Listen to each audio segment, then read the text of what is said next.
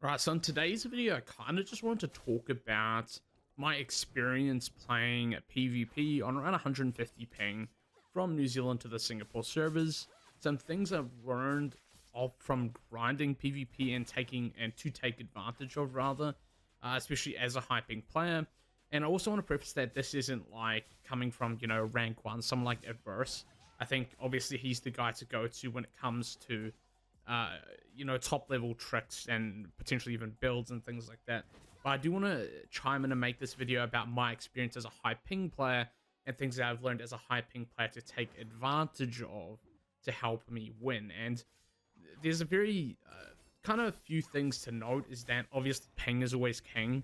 If someone really knows their stuff as a low ping player, they're gonna, majority of the time come out on top, no matter how hard you try to pull off a true combo or anything like that.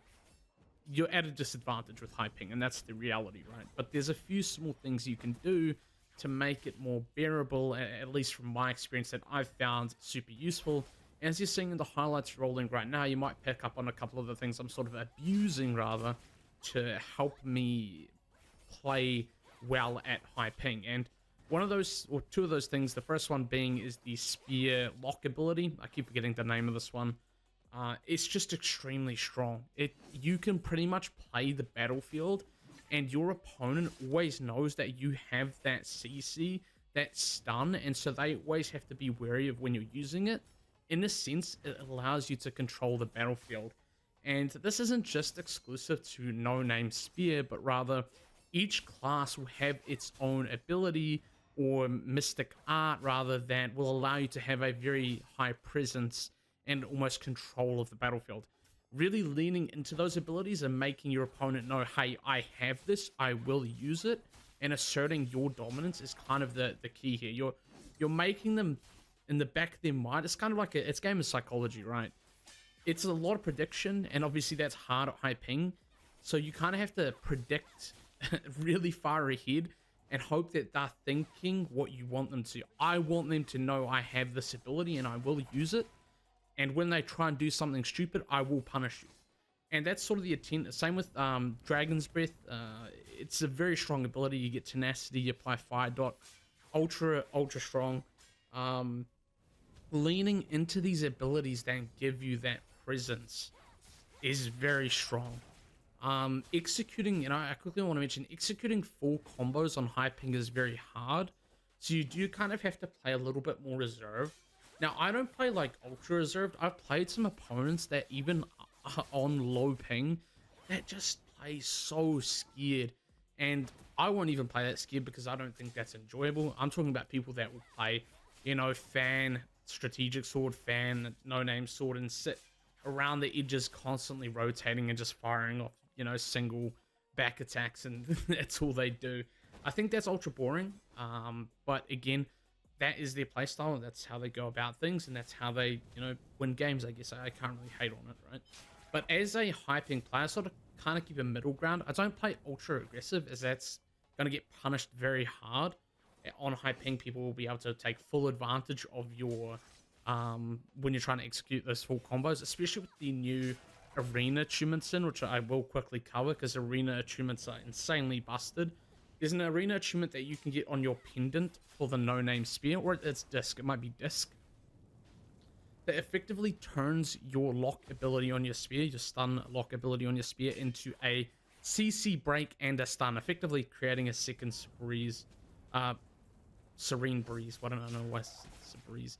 It'll create effectively a second serene breeze, and it is, in my opinion, this, I'll have a picture of the ability up on the screen right now, is potentially one of the most broken perks in the game right now, and why, in my opinion, I think No-Name Spear might be one of the most broken weapons in PvP right now, purely because of this ability. Now, whether other weapons will get their fair share of the pie too, especially with some of the inner ways that certain builds get later on, especially tier 6 inner ways, things are going to get switched up pretty much every breakthrough we play through. And I think in at least this breakthrough and potentially the rest of 61 where we get legendary gear, I still think the No-Name Spear is going to be a bit of a top dog. That said, any weapon combo works as long as you know how to play it and what you're playing into, double sword, strat spear, no name spear, fucking tank builds. If there's even a healer in top 100, like, you can make most builds work provided you know the ins and outs and what to play into and what to stay away from. It's really about knowing how to play into things. And as you're watching these clips, you see I heavily play into that spear stun lock, because that is probably the best ability I have in my toolkit as a high ping player. It allows me to get a few abilities off, some quick damage off, and as you'll notice, I'm not the best at it. I'm still learning, and that's what I quickly want to preface. I am by no means the best player, but I am able to understand some things that help me win my games and work towards Mythic. I'm not Mythic yet, but I believe I will be able to get Mythic on 150 ping, which will be quite an achievement for me. I think I'm close to Legend 2 for memory, and I think, you know, Legend is where you really start to come up against opponents that sort of know what they're doing, and it's been really enjoyable to actually get more competitive games and learn the ins and outs of my build. You know, I went to Legend with like a 70-75% win rate, and instantly I was like hard stuck in Legend 1 like for like a whole day. Just dropped all the way down to like a 55-57% win rate. It was pretty rough, but at that same time I was learning more about my build, and through these rough patches, through these, you know, constant consecutive losses, you will learn more about your build. And the best thing to learn PvP in this game is time. No matter how many wins you get, losses you get, playing is the most important thing. And it sounds really just, you know, generic and basic. Yeah, time is king, obviously, but it really is in a game like this, where combos and learning your abilities means everything, regardless of your ping. If you lean into what is strong, you can pull certain things off very well. And again, I'm still learning myself. Even the top 100 players are still learning. Obviously, Aorus is probably the #1 guy to go to for, I would say, pro advice, if you will, and he's just put out a build guide for, I believe, double sword, and I think that is a fantastic build. If you're wondering what my build is, I'll have images up on screen. These are the inner ways I run. These are the gear sets I run. I will be switching over to Calm Waters for the Legendary Breakthrough.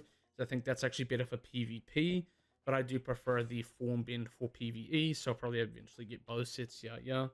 But this is currently what I'm running. I feel pretty good with this setup. It could be some improvements. My tuning rolls are pretty rough. Also, quickly want to cover my previous build guide. There was one small hiccup that is now different, and that was the tunings. I had a viewer comment and basically let me know that, hey, these tunings are a little bit better than the ones I recommended, but they're a lot harder to get. That being things like momentum, which I have on some of my gear currently. Momentum, power, and agility are like apparently some of the best 3 abilities you can get, because they just convert to damage and affinity, basically a double scaling stat, so you're getting 2 out of 1 kind of thing. But that's a much harder roll to get, so it's very much more an in-game thing. As long as you're getting those affinities and things like that, and you're kind of chilling. Yeah, this is just a video I wanted to make, talking about my experience in PvP, the things I've learned and am learning. And yeah, my gear, I guess, is another one in there. And just, you know, PvP in this game is incredible, man. I'm really excited for GVG, obviously. I think GVG is going to be a lot more doable on high ping at a top tier level, because you're going to be group play and you'll have that ability to do rotates and sort of play backline and things like that, where you'll be able to take advantage of players more, even on high ping. And we should be getting 5v5 and 3v3 soon. Maybe that's in January after the 1v1 season wraps up. I think at the end of December that wraps up, and we'll begin the second season for Blade Out.